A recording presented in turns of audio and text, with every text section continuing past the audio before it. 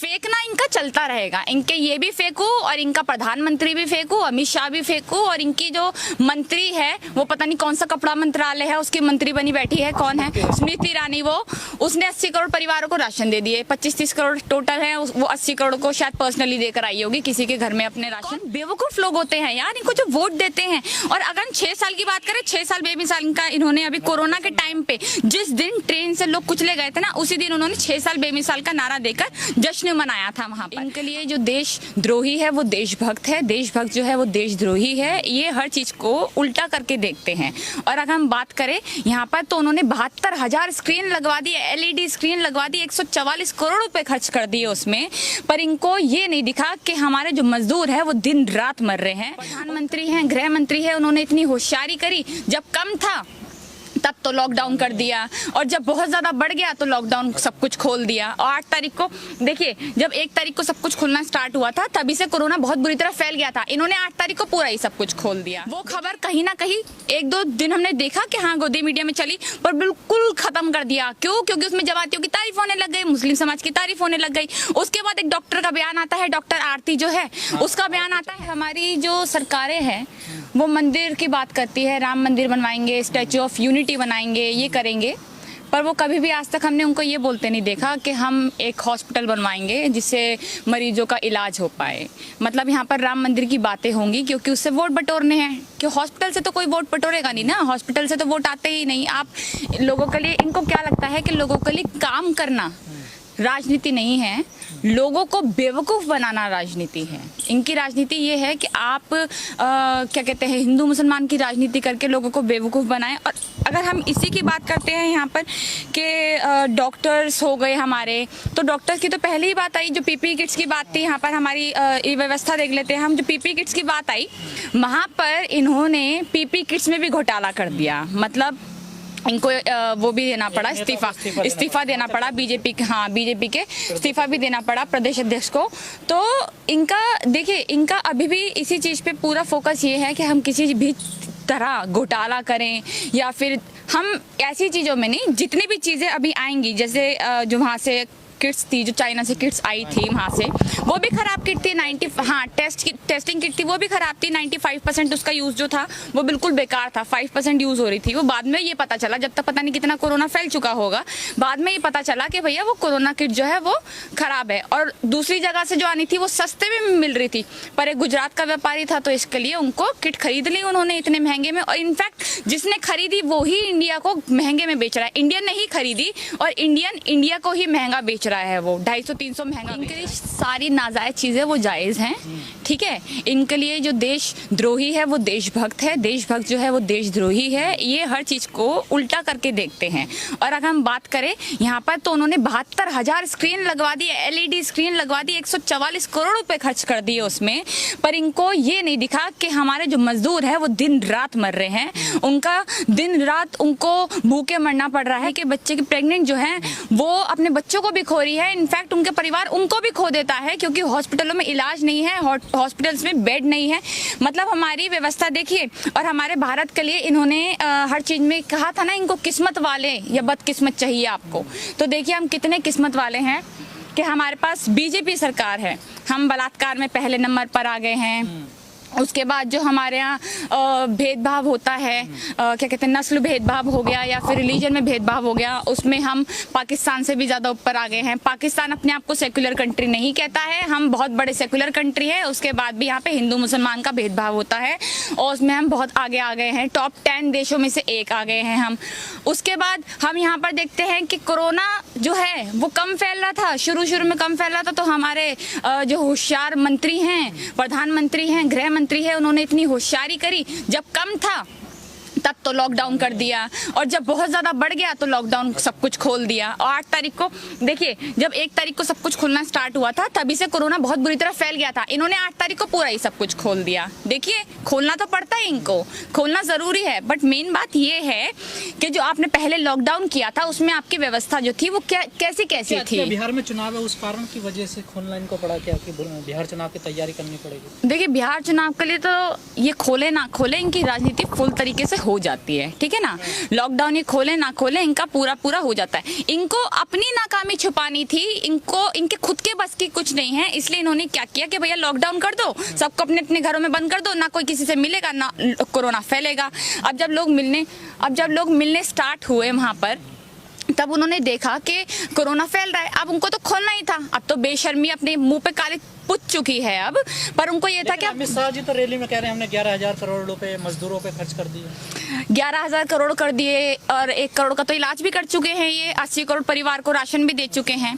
तो फेंकना इनका चलता रहेगा, इनके ये भी फेंकू और इनका प्रधानमंत्री भी फेंकू, अमित शाह भी फेंकू, और इनकी जो मंत्री है वो पता नहीं कौन सा कपड़ा मंत्रालय है उसकी मंत्री बनी बैठी है, कौन है, स्मृति ईरानी, वो उसने 80 करोड़ परिवारों को राशन दे दिए। 25-30 करोड़ टोटल है, वो 80 करोड़ को शायद पर्सनली देकर आई होगी किसी के घर में अपने राशन, क्योंकि बेचारी बड़ी समाज सेवा में लगे रहती है। हमने तो बीजेपी भूल जाती है क्या, बोल बाद में ध्यान आता, जैसे उन्होंने, उनको तो बाद में भी ध्यान नहीं आता ना, उनको बाद में भी ध्यान नहीं आता। उनको ये है कि जो हमने बोला वो ठीक है, खुलेआम सबके सामने सभा पे खड़े होकर वो झूठे बयान देते हैं।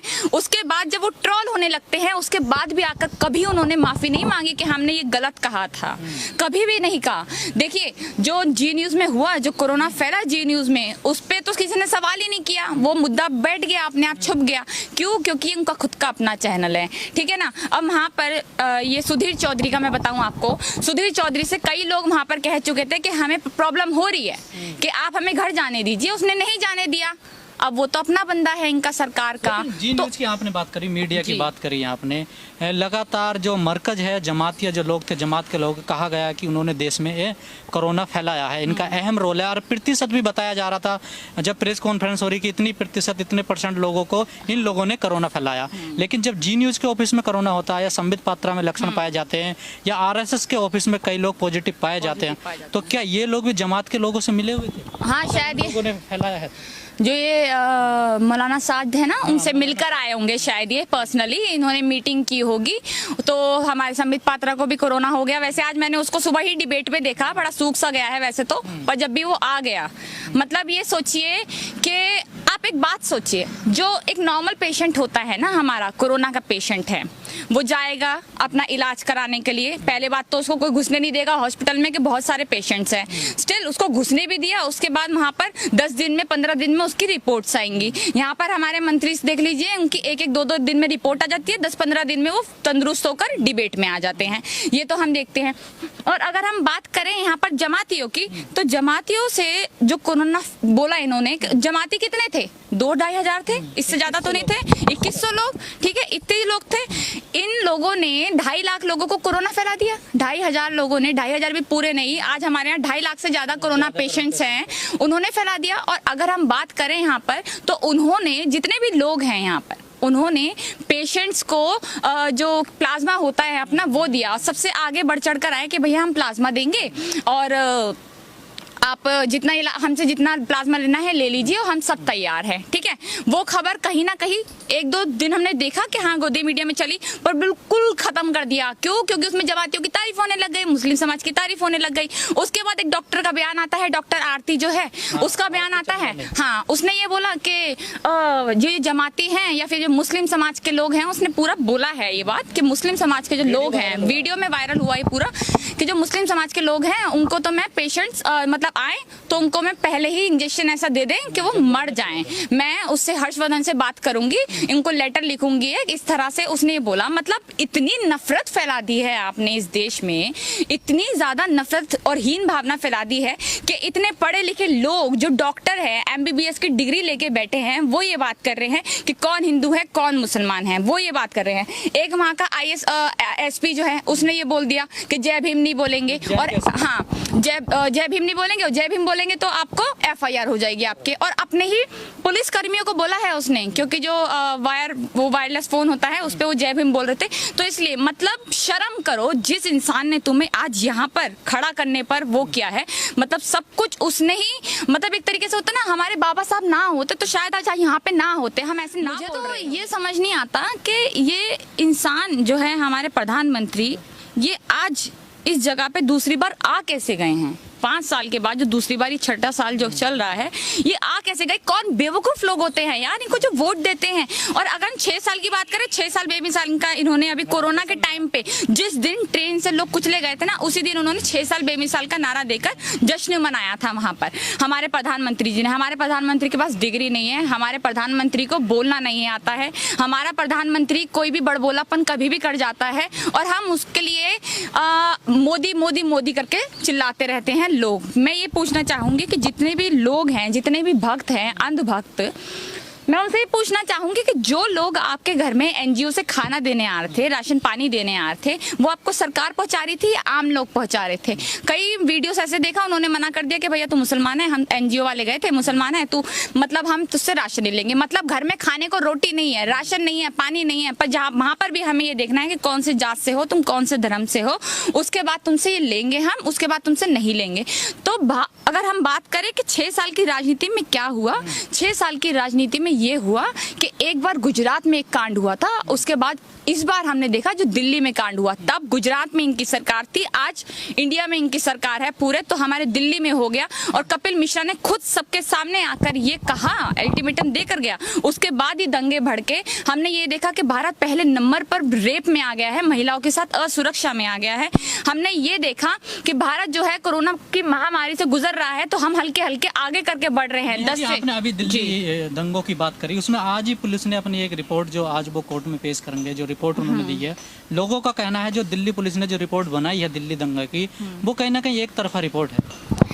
अच्छा, एक तरफा? देखिए, पहली बात तो जो ऐसा ही था उस दंगे में, जो वो कर रहे थे, जांच कर रहे थे, उनको उनकी गाड़ी में उनका शव ही मिला, ये शायद पता ही होगा, गाड़ी में उनका शव मिला। मैं चाहती हूँ कि अंधभक्ति जान ले कि जो भी इनके खिलाफ बोलेगा उसको कुछ ना कुछ ऐसा होगा।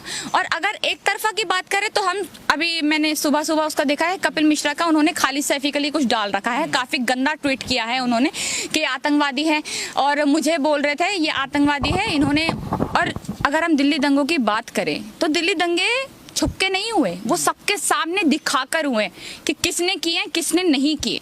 पीसफुल मार्च हो रहा था, किसी ने शुरुआत नहीं की, और अगर शुरुआत करनी थी तो जो पीसफुल मार्च चल रहा था वो 2-3 महीने से चल रहा था पहले ही शाहीन बाग पे, तब तो कुछ नहीं हुआ। जब इलेक्शन आने वाले थे तो देखिए, मैं एक बात बोलूंगी इस पे कि सरकार कोई कसर की नहीं होती, कोई भी सरकार हो वो राजनीति में आके राजनीति करती है और गंदी होकर ही निकलती है। तो सबने मतलब किसी सरकार ने नहीं देखा, दिल्ली में दंगे हो रहे थे, लोग मर रहे थे, 2 दिन तक 3 दिन तक दंगे बुरी तरह हो रहे थे। उसके बाद हम 3rd या 4th डे देखते हैं कि वहाँ पे आर्मी पहुंचाई जा रही है। तो पहले दिन दूसरे दिन नहीं पहुंचाई गई क्या? पहले दिन दूसरे दिन भी पहुंचाई जा सकती थी। आज हम ऐसी वहाँ पे ये पता चलता है कि लाशें जो हैं वो गटर में हैं और पता नहीं है कि कितने लोग गटर में मरे पड़े हैं। इनका ये मकसद है कि कोरोना की आड़ है, कोई अभी मीडिया दिखाएगा नहीं कि वहाँ पर क्या हो रहा है क्या नहीं, मुद्दे बहुत है। तो इनका ये है कि इस मुद्दे को आप इतना भटका दो ताकि एनआरसी एनपीआर सीए के जो खिलाफ मुद्दा था, जो आंदोलन चल रहा था, वो कोरोना महामारी की जब ये खत्म होगी, जब सब कुछ खुल जाएगा, वो दोबारा से शुरू ना हो जाए। तो जिन लोगों ने इसको शुरू किया, जिन लोगों ने इसकी स्टार्टिंग की, चाहे खालिद सैफी हो, चाहे सफूरा जरगर हो, या बहुत से लोग हो ऐसे, उमर खालिद हो, उन सब पे इन्होंने यूएपीए लगा दिया कि अगर जो इनके नीचे लोग हैं, जितने भी इनके पीछे लोग खड़े हैं, उनको हम डरा सके कि जब पूरा का पूरा ऊपर वाला गैंग हम इनको जेल में डाल देते हैं, जिसको ये कहते हैं टुकड़े टुकड़े गैंग, जिसको कहते हैं कि हम इनको जेल में, देखिए टुकड़े टुकड़े इन्होंने कराए, हिंदू मुसलमान ये करे, दलित मुसलमान ये करे, पंडितों को और हिंदुओं को ये अलग रखे, पंडितों और मुसलमानों को ये अलग रखे, हमेशा ये करते हैं। इनके लिए हिंदू कोई दलित नहीं है, इनके लिए कोई हिंदू यादव नहीं है, इनके लिए जो हिंदू है वो सो कॉल्ड ब्राह्मण्स हैं, जो अपने आप को ब्राह्मण्स मानते हैं, ऊंची जात, वो लोग हैं। इनके लिए ये भला ही दलित जो लोग हैं, आज हमारा दलित समाज ये है कि मैं खुद चाहूंगी कि दलित समाज के, मैं भी उसी से आती हूँ, तो दलित समाज के लोगों को समझना पड़ेगा कि हमारा अच्छा बुरा क्या है। अपने आप को काफी सारे मैं देख लेती हूँ कि वो जो गाली बकते हैं उनमें से कई लोग होते हैं, तो अपने आप को हिंदू समझना बंद करें, अपने आप को समझे कि आप क्या हैं, और उसी तरह से सरकार को देखते हुए आगे बढ़े। और हमेशा, अभी नहीं, बिहार वाले चुनाव में नहीं, आगे आने वाले चुनाव में हमेशा इन दिनों को हमेशा याद रखें कि जब हमारे यहाँ महामारी फैल रही थी, लोग मर रहे थे, मजदूर सड़कों पे मर रहे थे, प्रेग्नेंट लड़कियां मर रही थी, 8 महीने का बच्चा था, उनका इलाज नहीं हो रहा था, तब उन्होंने 6 साल बेमिसाल का जश्न मनाया, 1 साल का जश्न मनाया, और बीजेपी ने